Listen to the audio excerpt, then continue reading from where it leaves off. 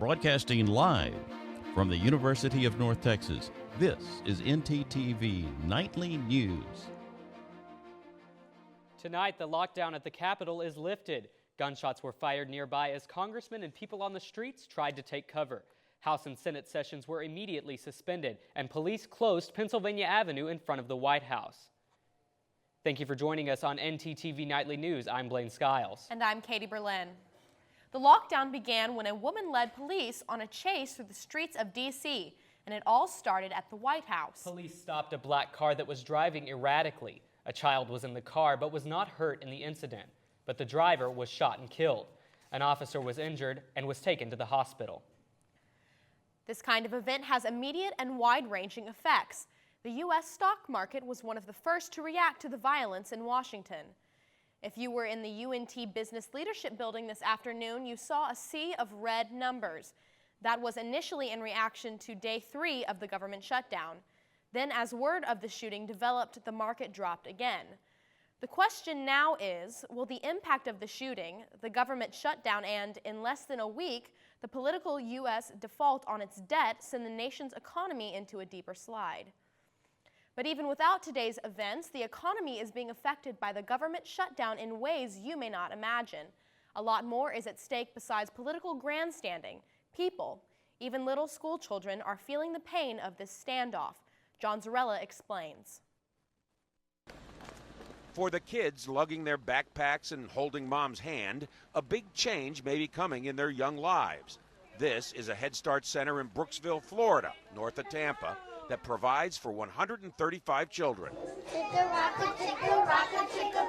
Besides singing and dancing, the youngsters, ages 3 to 5, get meals, education, and some health care.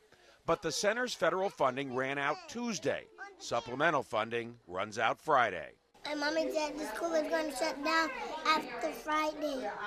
After that, the doors shut here and at 16 centers run by Mid-Florida Community Services in 2 other counties. That means 924 children in 3 counties here in Florida will not get to attend Head Start. And that means 215 staff members will not have a job after Friday. Single mom Ashley Rodriguez goes to school full-time. Without this program for her son Giovanni, she's not sure how she can juggle classes and childcare. If they don't make this budget and get it together, we're the ones who are going to suffer, and our children are going to be the ones who are going to, be without food, be without education. But for the kids here, a real-world civic lesson before they can even spell the word. And here in Denton, we could be facing the same situation. Monday, Denton ISD sent an email warning that if the government shutdown goes on too long, it could affect the district's federally funded programs. But not all the big political news was happening in Washington. In fact, just about an hour ago, Texas State Senator Wendy Davis announced she will run for governor. Davis is with supporters now in Haltom City, where she attended high school. Davis says her life experience as a single-teen mother, then becoming a Harvard-trained lawyer, helps her understand the issues facing Texas and its citizens. UNT political science professor Kimmy King says Davis is gaining momentum. So Davis will have the ability to command a lot of money, command a lot of attention, but it ought to be an interesting race. She will certainly offer a lively counterpoint to Abbott. So it's an Abbott-Davis race all the way. Her problem will be is she's going to have to show why her issues are beyond abortion politics. She's going to have to lay out a broader platform and a vision of why she is a moderate liberal. She will undoubtedly be painted as a left-wing freak. Well, you've already started having her being called ignorant, and there have been, the attacks have already started coming. And while there is no question her race will be difficult, experts say the changing demographics in Texas give her a chance to break the 20-year Democratic losing streak. Well, Katie, with all that political news and the violence in Washington, I think we definitely need a breath of fresh air. I completely agree, and luckily, weather anchor Maria Delgado is outside. Maria, how does it feel out there? Well, we've had a beautiful day today across Denton. It feels so nice outside that I just felt the need to give the weather report from right outside. Now if we take a look at our current conditions, we are currently sitting at about 88 degrees with the wind blowing from the south at 18 miles per hour, which will cool us off into tonight at a low of 72 with mostly clear skies and slight winds coming from the south to cool us into that fall temperatures. Now we'll have more detail on the rest of the week coming up. Now back to y'all at the desk. Thanks, Maria. Well, Katie, it's October, and you know that means Halloween is coming up. I know, I'm so excited. I love pumpkin carving and all the candy. Yeah, you know, speaking of pumpkin carving, I'm pretty good at it, but there's a pumpkin carver at the State Fair who may be able to show me a thing or two. ntTV's Taylor Lindholm has more. Taylor? They say art can come in all shapes and sizes. Friends in the crowd. I'm Taylor Lindholm for ntTV News. Well, those pumpkins were incredible. I can't even begin to believe how huge they were. I know, they were enormous. All the work that must have gone into it amazes me. Absolutely. Well, coming up, Hurricane Karen is making its way to shore. And a possible cell phone ban may be in the works for Denton County. Stay tuned.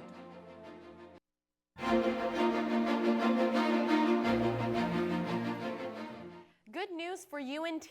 Student enrollment has increased on campus. Curious about what that means for the university? ntTV's Natalie Torres has more. Greetings on North Texas Day from the campus of North Texas State College in Denton. This is Natalie Torres reporting for ntTV News. Denton County officials and the University of North Texas are teaming up to create a drug analysis laboratory here on campus. Lieutenant Rick Clark from the Denton County Sheriff's Office believes this laboratory will be a great asset not only for surrounding agencies but also for the North Texas region. Drug samples are currently being sent to the crime lab in Garland, where it can take anywhere from 4 months to a year for the samples to be processed and returned. UNT will provide the facility and some student staff in exchange for the Sheriff's Office hosting the lab on site. The first year of the program will act as a trial run, and talks about having a full-blown crime lab are still a ways off. The first district attorney said any relief they can get will be of major help. Denton city leaders have been called for more public involvement in a discussion that could possibly bring a ban on using handheld devices while driving in Denton city limits. Department spokesman Officer Ryan Grell said in the past 3 years, cell phone use has been a contributing factor in 45 accidents in Denton, even though the city has already banned these devices in school zones. The new ban is expected to come back to the city council for a vote. However, no date has been announced yet. Well, Katie, do you have any big plans this weekend? Well, I haven't decided yet, but definitely something with a bunch of my friends. Well, I hope all of your plans are indoors because I think some rain might be coming our way, and Maria Delgado is back with our full weather forecast. Maria.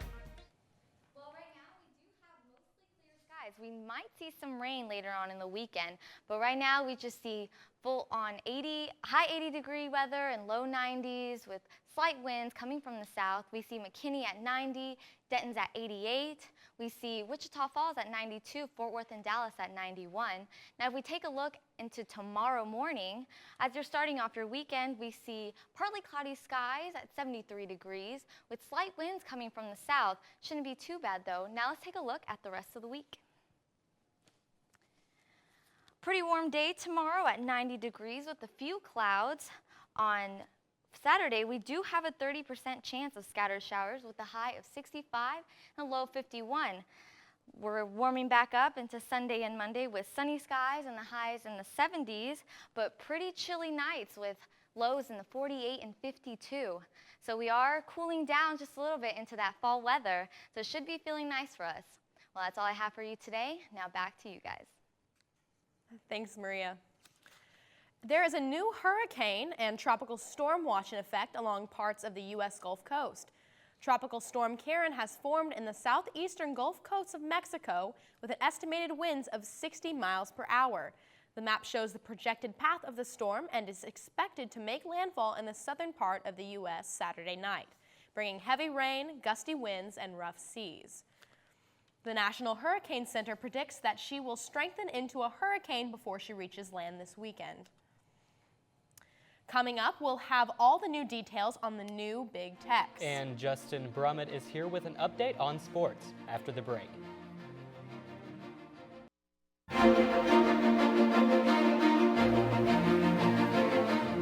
I love how it's so diverse, and it's not just a specific group here. It's like everyone's so different, everyone's so unique in their own different ways. Fry Street! I went off to UT Law School in Austin and had the choice of Austin or Denton, and came back because Denton's even better than Austin. Well, you've just heard why some people think Denton is better than Austin, and a lot of people think the two compare. Denton is home to a world-class music scene, tasty food, college sports, quality schools, cutting-edge research, and a unique student nightlife. Why is this important? Well, Texas Highway Magazine is going to feature the top 40 destinations in Texas, but it's all on you. If you think Denton belongs on the list, nominate Denton at texashighways.com. Put in your nominations before October 15th. Well, Blaine, no matter where you're from in Texas, there's one thing we can all agree on, and that is the Great State Fair. Yeah, whether it's food, the great rides, or the shows, it's something we wait for every year. And tonight's ntTV's Catherine Martinez asked the question, have you seen or heard the new Big Tex? Originally bought in 1952, Big Tex was purchased for $750. Throughout his lifetime, he has appeared in local, regional, national, and international news coverages, as well as films, making his resume larger than life. The official vehicle of the State Fair of Texas. Despite last year's electrical fire, Big Tex is back, bigger than ever, rain or shine. 2015 Silverado HD. This major remodel cost $500,000 this past year and made him 55 feet tall with an astounding boot size of 96. It's good to see that he still kind of has the same shape and the same sound, so I'm happy about that. Big Tex. Welcome to the State Fair of Texas, and keep dry. Big Tex is the perfect reminder that everything really is bigger in Texas. And Catherine says if you haven't seen Big Tex yet, you still have a couple of weeks before the fair closes on October 22nd. Well, Katie, I got to see the new Big Tex this weekend, and I'm telling you, he's so lifelike, it's unreal. That's amazing. You know, change is good sometimes. Yeah, I agree. I love new things, and Justin Brummett is here to tell us about a new sport coming to UNT. Justin. Well, that's right, Blaine and Katie. UNT is adding a new sport to its athletic program. I'll tell you about that and tell you about the big game this weekend for UNT football. Stay tuned.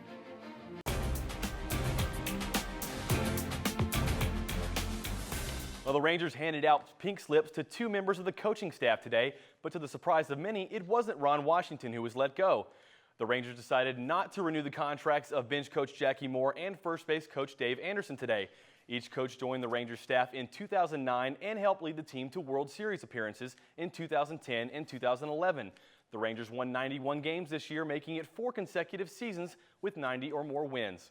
The Rangers lost to the Tampa Bay Rays earlier this week, ending their season. Well, the Navy and Air Force game that has been in limbo because of the government shutdown is now a go, and this time an airline bowed out the government. The Secretary of Defense confirmed that the game would go on, but no government funding would be given to the service academies for things such as travel. United Airways stepped up and have offered free flights for Air Force Academy and the team to travel to Annapolis, Maryland for the game. Army will also play against Boston College on Saturday. The Navy versus Air Force game will be on Saturday morning on national TV. Well, UNT football is on their way to New Orleans, Louisiana to face Tulane this weekend. The Mean Green are coming off a bye week and a loss to Georgia the week before. This weekend's game will be a big one as it's the first Conference USA game of the season. The Mean Green are looking to start their careers in Conference USA 1-0 after making the move from Sunbelt Conference during the summer. UNT is 2-2 on the season and kickoff is at 2:30. Well, Mean Green football has been around for 100 years, but there's another sport here on campus that's preparing to start up. ntTV sports reporter Cameron Varneau has the story. For the first time since 1988, collegiate baseball will once again make its way to the University of North Texas. I asked students how they felt about baseball returning to UNT and how construction of a new stadium would affect them. I didn't know we were getting a baseball team. That's really cool. It might a little bit, but I think it's worth it to get a baseball team because I would go to a game. It probably won't disrupt it too much. I mean, I'd probably be able to make time for a game or two, and I mean the construction probably wouldn't bother me too much.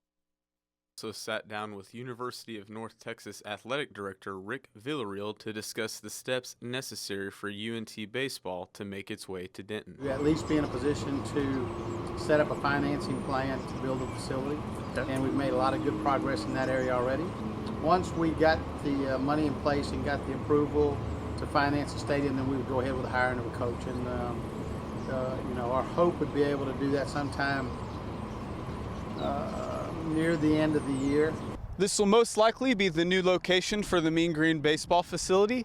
It's located right next to Apogee Stadium and right next door to the Mean Green softball complex. Now, most baseball fans are familiar with the term, if you build it, they will come. The Mean Green haven't had baseball since 1988, which leads me to believe that Mean Green fans will have no problem making their way out to this new stadium. For ntTV News, I'm Cameron Varnaugh. Well, I'm sure once everything is back up and running, UNT baseball will be a hot ticket. That's it for sports. Blaine, Katie, back to you. Thanks, Justin. Starbucks announced this week that they will now be offering their Braille gift cards year-round. ntTV spoke with a PR representative earlier today who said the gift cards were originally only offered during the month of October to honor Disability Awareness Month. However, thanks to ideas suggested from customers, they decided to make them full-time and no longer seasonal. You know, Katie, you can also get large print menus and Braille menus at every Starbucks location. That's so amazing. I don't know what I'd do without my chai lattes. Without your Starbucks? I know. That's great. And thank you for joining us for ntTV Nightly News. We're always covering North Texas online at northtexastelevision.com. Have a good night.